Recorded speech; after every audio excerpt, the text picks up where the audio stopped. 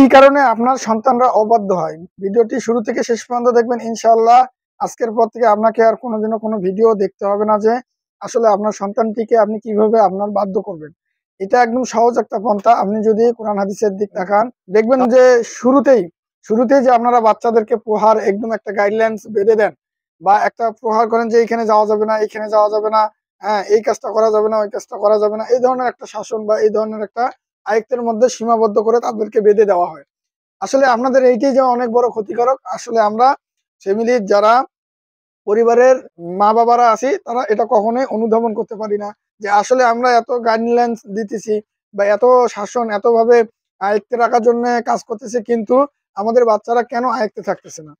এই জিনিসটা আপনারা লক্ষ্য করবেন, আপনারা যদি গবেষণা করে দেখেন বা এই বিষয়ে যদি আপনারা একটু রিসার্চ করেন, কোরআন হাদিসের দিক তাকান, তাহলে দেখবেন যে আমাদের শুরু থেকেই কিন্তু এটা সিলসিলা চলে আসছে যে মানুষের একটা স্বভাবগত একটা দোষ আছে যে আপনি মানুষকে যে জায়গায় যে কাজটি করতে নিষেধ করবেন, মানুষ কিন্তু ওই কাজটি করতে আবদ্ধ কিংবা ওই কাজটি করতে অনেক ভালোবাসে।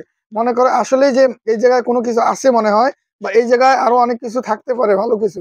এই কারণে আমার বাবা-মা এখানে যাইতে মানা করে বা আমি কোনো পছন্দনীয় বা কোনো মজাদার কোনো জিনিস এখানে পেতে পারি। এই কারণে আমরা বাচ্চাদেরকে কখনো প্রহার করব না। এটা আমাদের হাদিসের দিক তাকাইলেও আমরা দেখতে পাবো এবং আমাদের নবী করিম সাল্লাল্লাহু আলাইহি সাল্লামের জীবনের দিক দেখলেও আমরা কিন্তু এটা পাই।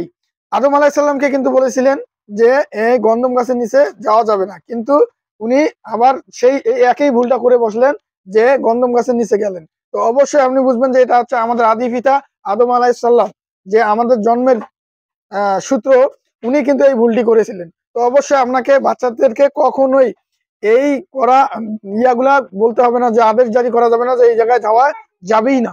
আপনি ওইখান থেকে রিটার্ন আনার জন্য অনেক কোনো অন্য কৌশল ব্যবহার করতে পারেন। এবং দেখবেন যে নবী করিম সাল্লাল্লাহু আলাইহি সাল্লাম যখন মক্কার মধ্যে ইসলাম প্রচার করছিলেন, তখন কিন্তু মক্কার যে জাহেলরা ছিল, আবু লাহাব, উতবা, সাইবা, এরা কিন্তু বলছিল, আবু জাহাল ওনারা বলছিল যে মুহাম্মাদের সাল্লাল্লাহু আলাইহি সাল্লামের কাছে যাওয়া যাবে না। যখন মক্কায় হাজিরা হজ করতে আসছিল তাদের কিন্তু একদম কড়াভাবে বুঝার জন্য এই কাজটা করেছিল যেন মুহাম্মদ সাল্লাল্লাহু আলাইহি সাল্লামের কাছে কেউ না যায়। কিন্তু তার বিপরীতটা হয়েছিল, সবাই দলে দলে তখন মুহাম্মদ সাল্লাল্লাহু আলাইহি সাল্লামের কাছে গিয়ে গেল যে আসলেই তার কাছে কি না কি আছে আমরা দেখব। আর দেখার পর তারা এর প্রবাহিত হয়ে ইসলামের সৌন্দর্য দেখে তারা কিন্তু মুসলিম হয়ে অনেকে গিয়েছিল।